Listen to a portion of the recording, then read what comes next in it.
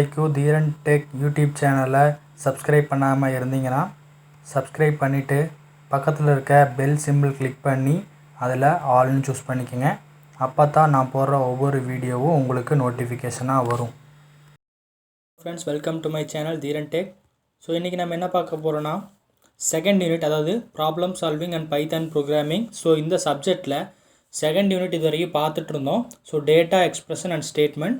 So இது வந்து unit 2 உடைய டைட்டில். ஸோ நான் ப்ரீவியஸ் வீடியோஸோடைய லிங்க்கை நான் டிஸ்கிரிப்ஷனில் கொடுத்துருக்கேன், அதையும் பாருங்கள்.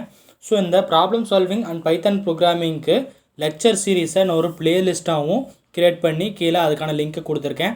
ஸோ நீங்கள் அதை கிளிக் பண்ணி ப்ராப்ளம் சால்விங் அண்ட் பைத்தான் ப்ரோக்ராமிங்கில் இருக்க எல்லா லெக்சர் சீரீஸும் நீங்கள் பார்த்துக்கோங்க. ஸோ இன்றைக்கி டாபிக் வந்து என்ன எடுத்திருக்கேன்னா வேல்யூஸ் அண்ட் டேட்டா டைப்ஸ். இந்த டாபிக் வந்து செகண்ட் யூனிட்டில் 4வது டாப்பிக்காக இருக்குது.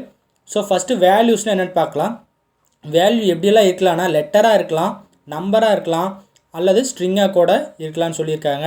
ஸோ இப்போ எக்ஸாம்பிள் பார்த்தா வேல்யூன்னு எடுத்துக்கிட்டால், ஸோ 2 இது ஒரு இண்டீஜர், ஸோ 42.0 இது வந்து ஒரு ஃப்ளோட்டு, அடுத்து ஹலோ வேர்ல்டு இது வந்து ஸ்ட்ரிங்கு.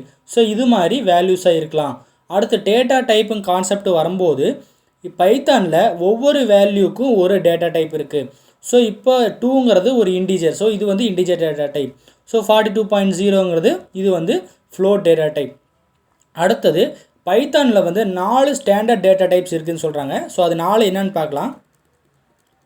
ஸோ இங்கே டிஃப்ரென்ஷியேட் பண்ணி கொடுத்துருக்காங்க பாருங்கள்.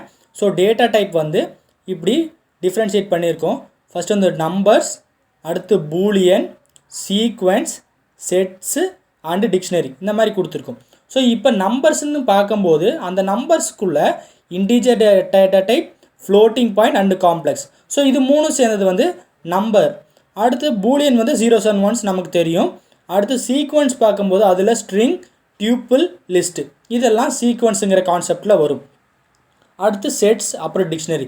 ஸோ இந்த வீடியோவில் நம்ம இந்த டேட்டா டைப்ஸில் நம்பர்ஸுங்கிற கான்செப்ட் மட்டும் பார்க்கலாம்.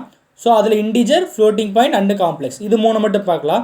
ஸோ சீக்வன்ஸ், இந்த சீக்வன்ஸ், பூலியன், செட்ஸ், டிக்ஷனரி இதெல்லாம் நெக்ஸ்ட் வீடியோ நான் ரெடி பண்ணுறேன்.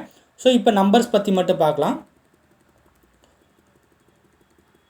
ஸோ இப்போ நம்பர்ஸ் அப்படின்னு கான்செப்டில் வந்தோம்னா, ஸோ நம்பர் டேட்டா டைப் எப்படியெல்லாம் ஸ்டோர் பண்ண போகுது, நியூமெரிக்கல் வேல்யூஸை மட்டும்தான் இது ஸ்டோர் பண்ண போகுது. அடுத்தது நம்பர்ஸ் வந்து இந்த டேட்டா டைப் இம்மியூட்டபிள், அதாவது ஒரு டைம் நீங்கள் இந்த வேல்யூவை அசைன் பண்ணிட்டீங்கன்னா இது சேஞ்ச் பண்ண முடியாது. ஸோ இம்மியூட்டபிள் அப்படின்னு என்னென்னு பார்த்தீங்கன்னா cannot be changed அப்படின்னு இருக்குது.